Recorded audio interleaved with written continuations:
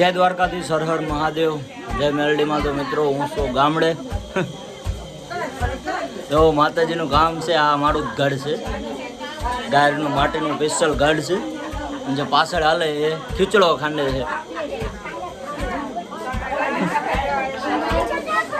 આ બધી ડોસ્યું છે, બાયું છે, બધી ફળીની જ છે. ખીચડો ખાંડે જો આ છેલ્લી પેઢી છે જેને આવું આવડે છે, પછી આવનારા સમયમાં લુપ્ત થઈ જાય છે. વારા ફરતી બદલાય. ઘઉંને પાણીમાં રાખવાના, પછી ફૂલાયેલા હોય, પછી એનાથી ખાંડે 2-3 વાર ખાંડે એટલે એનું ઉપલું હોય નીકળી જાય, પછી પાછા ખાંડે અને એનો પછી સાંજે ખીચડો બનાવે. એટલે કાલ સાંજે પ્રસાદી લેવાની, આજ દાખલા છે. આ બધા અમારા પરિવારના.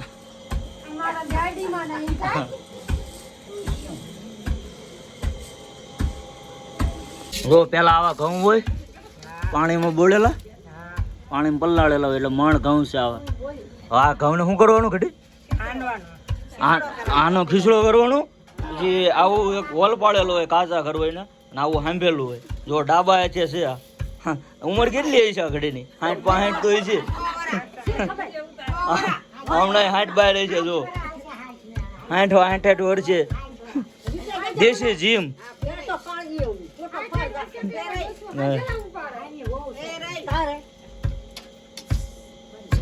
આ એક તરહની પ્રેક્ટિસ હોય. આમાં અમે ભટકા જાય નહીં, એનું ધ્યાન રાખવાનું, ઉડે નહીં.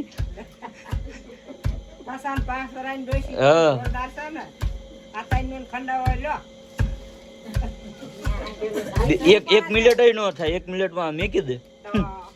થાકી જાય ગમે એવી હોય તો.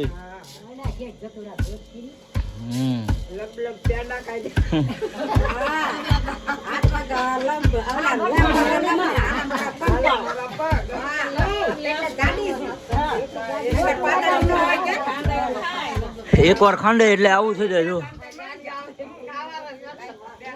પછી એના પાછા આમ ઉપડે, એમાં પાછા ભૂકો નીકળે, અને પાછા ઉપાડવાના.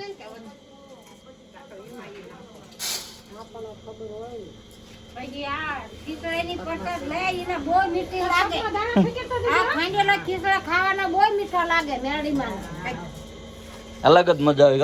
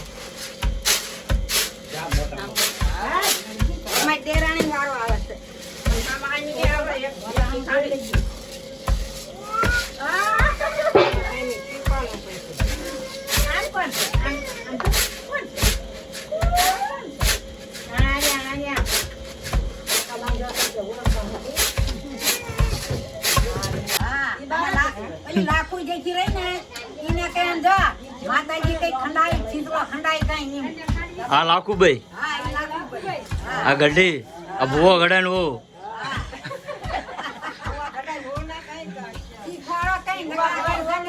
જો આ હાહુ, આ એમનો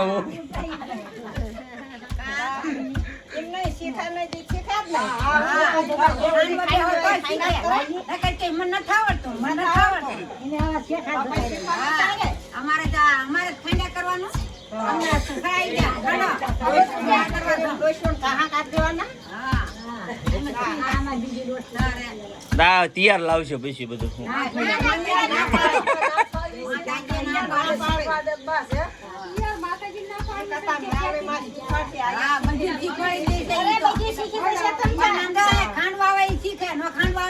નથી કોઈના ઘરે લેવાય ન જવા પડે અને પાછા એ ત્યાં તો ગઢાના ગઢા થતા રહે ને તોય હા પેલા ગઢા નહીં થાય તારે માણા ગઢા થઈ જાય માણા ગઢા થઈ જાય 1.5 મિનિટ તો આમાં થઈ જાય જે થાય છે નથી ચાલ ને એટલે આમ ભારે કહેવાય એમ સારું કહેવાય એમ 1.5 મિનિટ તો થઈ જાય એમ જેમ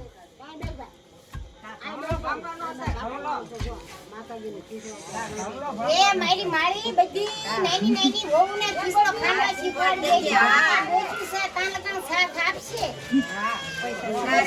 અરે પણ શીખવાડી દેજો આ આવજે તો ખંડિયા તાર મુજો અમારા આમ લઈ જતા માં રક્ષા કરજો વહુનું હારું પરિવાર બધો રાખજો આ કલ્યા પરિવારને સુખી રાખજો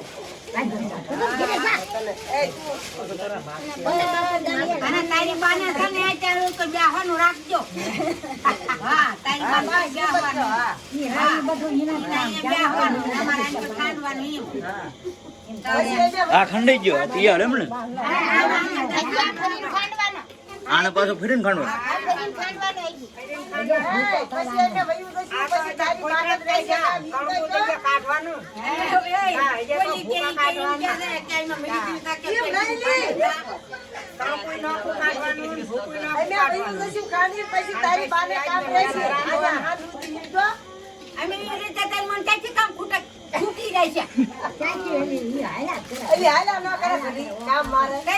પાડોશી માતાજી કામ હાલે કોઈ કાના હોય કોઈ સીધા ના હોય હાલે આ ઘર છે આપણું ઘર રોપા મઠ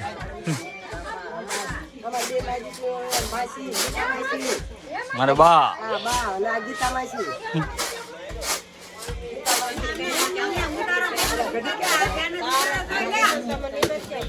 તમે જ આવો છો ને બાલુમાં તમે જ પેલા આવો આમ હોય એટલે તમે જ આવો ને લો આમાં બોલો તમારે જ આવવા જાવ